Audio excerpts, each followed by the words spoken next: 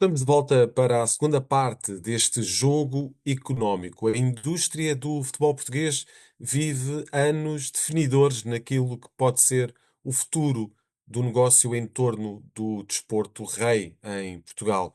A centralização dos direitos televisivos deverá ser uma oportunidade única para que finalmente se desenvolva o tão esperado produto futebol português e para que este se torne atrativo para outros mercados. As contas das SADs desportivas em Portugal só podem beneficiar de uma estratégia bem sucedida. É destes e de outros temas que vamos falar nesta segunda parte do Jogo Económico. O nosso convidado é Bernardo Maciel, é CEO da Unit. Bernardo, muito obrigado pela presença neste Jogo Económico. É sempre interessante ter a perspectiva de uma consultora para percebermos um bocadinho daquilo que se quer em termos do produto futebol português, da forma como se pode tornar competitivo, como se pode tornar também atrativo para venda e para chegar a muitos mercados para que possa render muito dinheiro e que esse dinheiro seja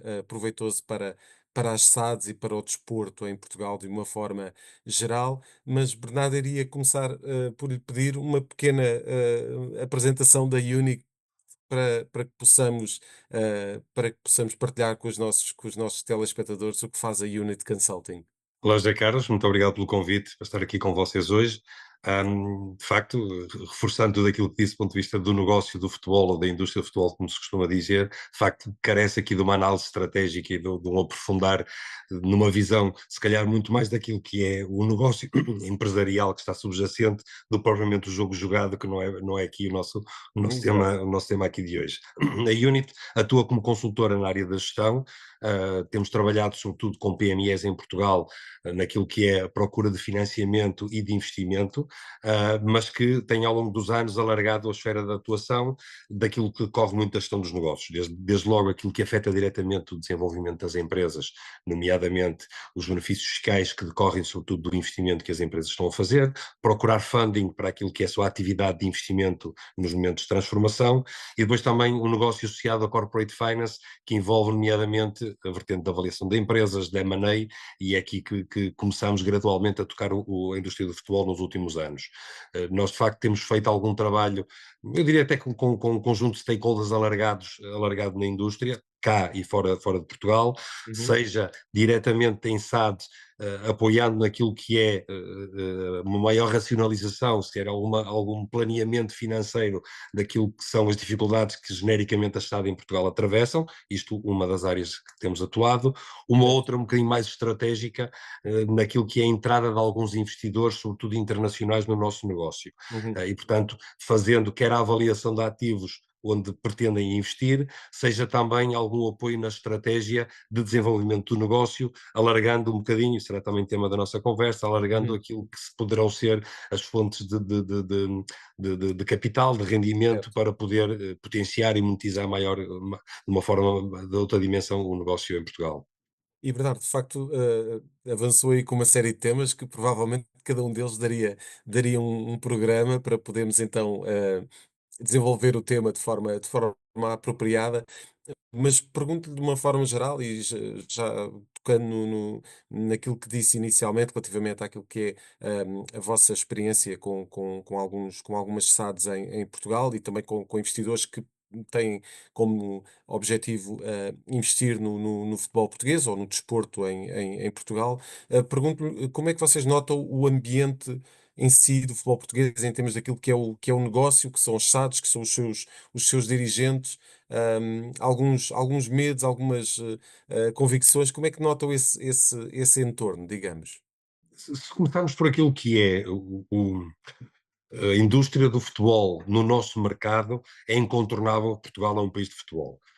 Se quiserem, quando nós falamos dos nossos setores tradicionais, esquecendo agora o futebol e o desporto, falamos do calçado, do têxtil, do vinho, da metalomecânica, etc. O futebol tem que ser colocado neste grupo, porque é de facto uma atividade económica em Portugal que tem uma visibilidade internacional muito grande, e esse é naturalmente o maior ativo que o negócio tem. E Tem tem um obviamente contributo aqui para o PIB cada vez maior, crescente a cada época que vai passa, não é? contribuindo, mas sobretudo uma melhor arrumação, ou se quiserem, uma forma muito mais corporativa de lidar com este negócio, pode posicionar de facto o futebol como uma das indústrias mais valiosas, para além, obviamente, do tema reputacional, no sentido de imagem, por todo o elan que o desporto, neste caso o futebol, tem, obviamente, em todo o mundo.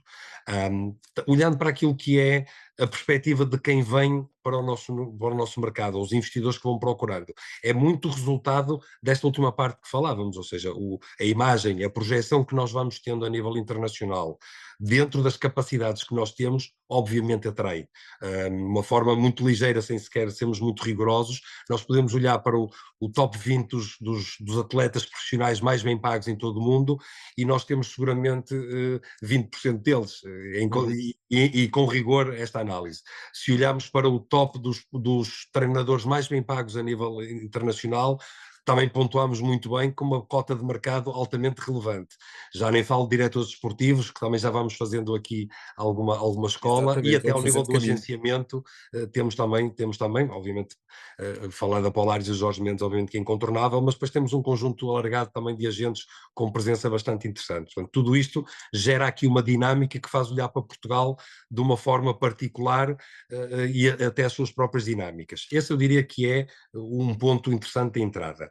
Depois, obviamente, digamos, quando chegamos na realidade, há depois a realidade financeira e económico-financeira das nossas sociedades anónimas desportivas, ou seja, com bastante dificuldade, a operação não paga aquilo que o negócio exige, vamos tendo aqui pontualmente algumas realidades que ajudam a melhorar esses indicadores, desde logo a transferência dos jogadores, mas que não é garantida ao longo da operação que assim aconteça, nem com os valores que são expectáveis para tornar a operação rentável. Temos, obviamente, as competições europeias, mas que beneficiam um leque muito curto daquilo que é o universo da SAD, o futebol profissional em Portugal, e, portanto, e depois o tema dos direitos televisivos, que também falaremos com certeza, que também é outra realidade que pode trazer aqui um aporte de capital, eu diria que este já mais ligado à operação, mas que também pelas dinâmicas que aconteceram nos últimos anos, foi alvo de muita antecipação de rendimentos para também potenciar investimento e que no final já começa a fazer falta uma nova negociação para poder aportar mais capital. Diria que estas dinâmicas tornam o nosso mercado apelativo. Há depois Uhum. aqui mais algumas laterais, mas que eu acho que são, quando se olha para isto do ponto de vista corporativo e empresarial, faz diferença. Desde logo, o facto de nós sermos, a par da Bélgica, o único mercado que não tem limitação de estrangeiros na Europa, e portanto isso faz com que Portugal seja muito interessante para atrair e desenvolver talento não nacional, desde logo os países com quem temos uma tradição grande da América Latina à África, Certo. e depois também, apesar de tudo, estamos no top, digamos, num tier principal de campeonatos que para o Working Pass em Inglaterra são privilegiados. E isto também beneficia da competitividade que nós, apesar de tudo, vamos conseguindo fazer, mas corremos riscos de não o fazer e perder aqui o acesso ao mercado por excelência que existe a nível internacional. E Bernardo, vamos já partir para a sua sugestão relativamente àquilo que são os direitos televisivos. Mais concretamente, estamos a falar da centralização dos direitos televisivos, que está prevista para 2028 e que representa uma autêntica mudança de paradigma do futebol português. Vai obrigar o futebol português a uma mudança completa, no sentido de se tornar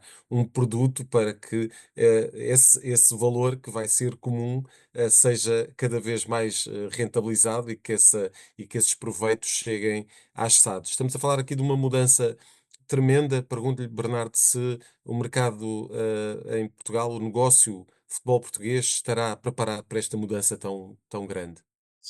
Voltando àquilo que dizia, só isto já dava também várias conversas à volta do assunto. É verdade.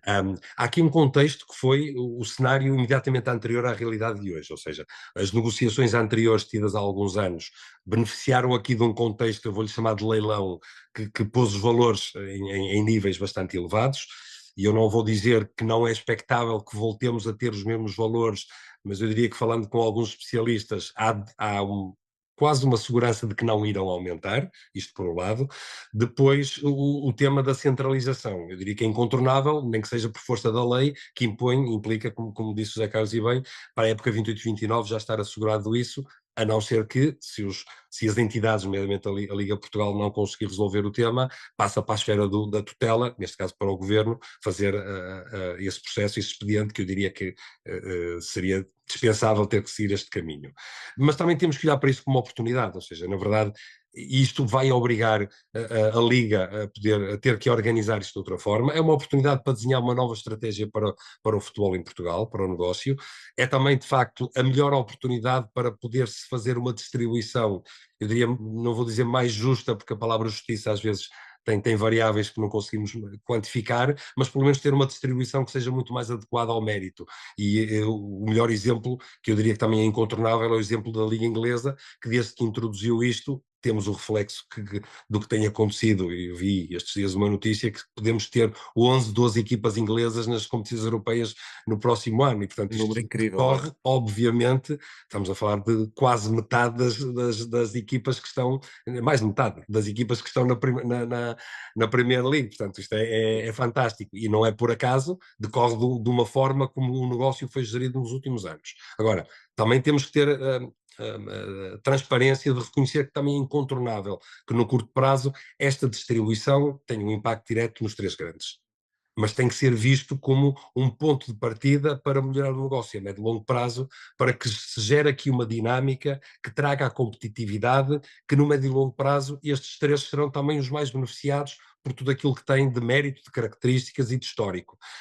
E, portanto, acho que é uma realidade que também esta jovialidade e o rigor, vamos chamar mais profissional, que os três grandes colocaram nos últimos anos, com três novas lideranças nos respectivos clubes e nas sociedades Uhum. anónimas desportivas, pode trazer aqui uma abordagem diferente, mais empresarial, que pode ajudar a fazer este percurso de mão dada e de uma forma bem mais construtiva. E é para aí que nós achamos que deve ir.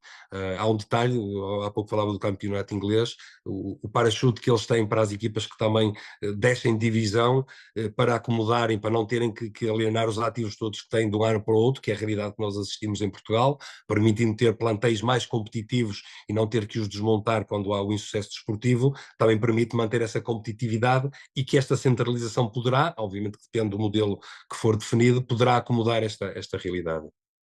E tocando esse tema da diversificação de receitas, que é algo que é muito importante debater no futebol português, essa capacidade dos clubes conseguirem diversificar as suas receitas para não estarem tão dependentes de alguma receita que depois possa não acontecer, como é o caso das provas europeias.